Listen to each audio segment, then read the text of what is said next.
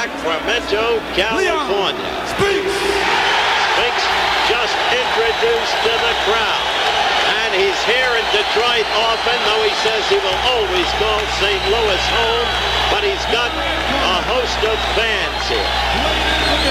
At 212 1/4 pounds.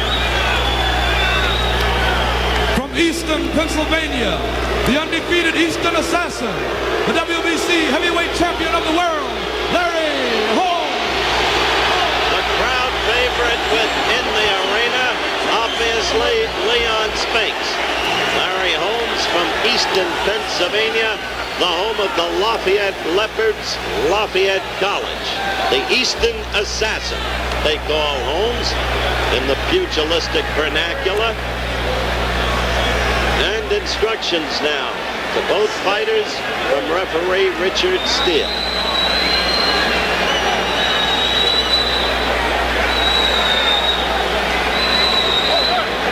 Spinks nodding and looking down. Holmes looking squarely at Spinks. The tail of the tape, the key factor, the difference in reach. What an edge for Holmes. We await the start of action, the bell for round one. 12-pound weight advantage for Holmes, but that's not consequential. The bell.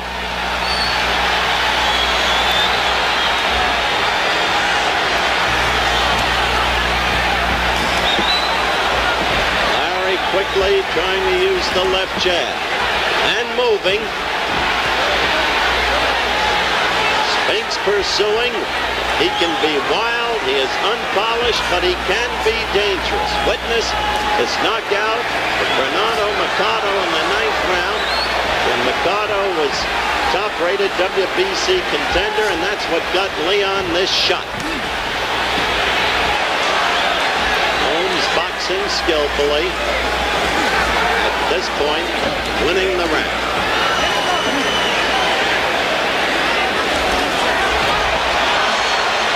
Spinks trying to be all over him, pursuing him. It excites the crowd. But it's Holmes who does most of the scoring. He saw the wild right up on the shoulder. That did get to Holmes, but it won't hurt him there. The end of round one at hand. We're back in Detroit, ringside. Round two just underway. Holmes, in my view, won the first round, but Holmes has a tendency to rattle, and the wildness of Spinks may do just that. At times, he lost his cool against Trevor Berbick, not a noteworthy opponent. Spinks far more dangerous than Berbick.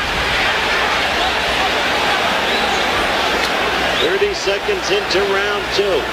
Leon bobbing and weaving and trying to get inside.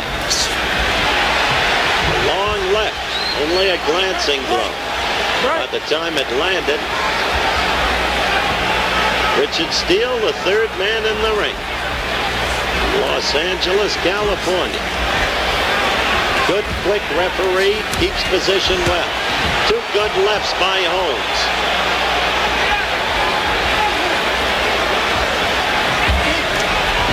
All right, break, step back, don't hold. Holmes swinging him around, spinning Spinks off.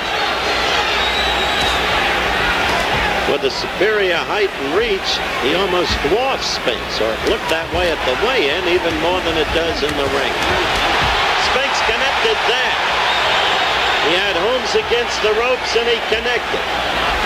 50 seconds left in round two. A better round for Spinks than round one. He got in a good blow to the Holmes midsection. Holmes has not been able to fight his fight. In this round, Spinks is fighting his fight. And Holmes missed. He's a touch rattled. The wildness of Spinks is troubling. There was a mistaken bell. There was a mistaken bell. That caused Holmes to pause, and Spinks took advantage. One.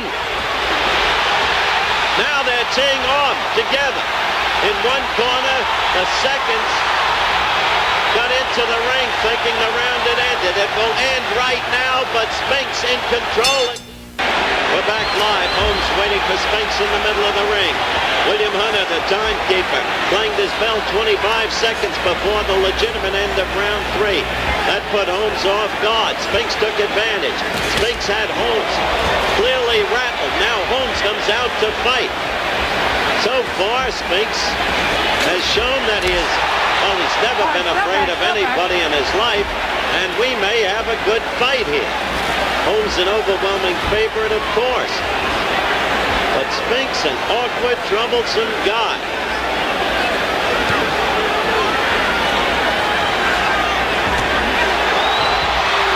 No, that's a slip. Quickly, Richard Steele over. Holmes pushed Spinks off, and Steele right on top of the action. Spinks making the fight and rattling Holmes, who's not fighting with a great deal of self-possession. We're a minute into the round.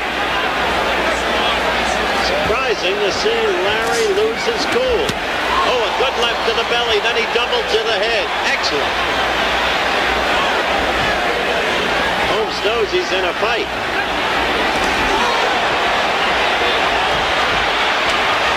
That's how wild Spinks is. Leaning all over Holmes, halfway falling down, and Holmes is now scoring heavily against Spinks. Now he's fighting boxing basics. He's scoring. That left to the belly hurt Spinks. Spinks is getting it. He hasn't been able to get away from the ropes, and Holmes is really teeing off on him. Has him measured. You see the left measuring him, then the right, and then the left. And Spinks is ready to go, and goes very quickly. Larry Holmes got to him and took total command just as quickly as he had seemed rattled. Spinks up, count concluded, and back comes Holmes, and Spinks is dazed, bewildered.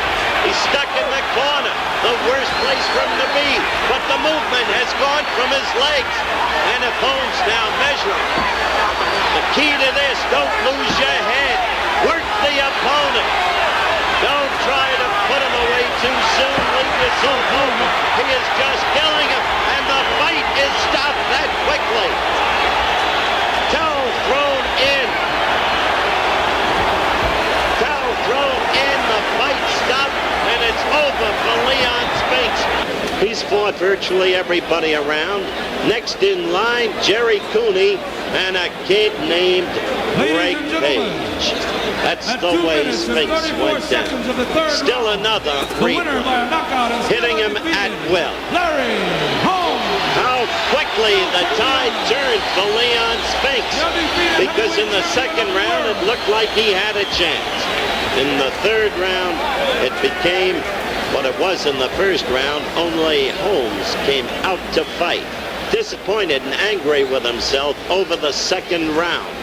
He came out to fight, and it was no contest. In fact, a mismatch.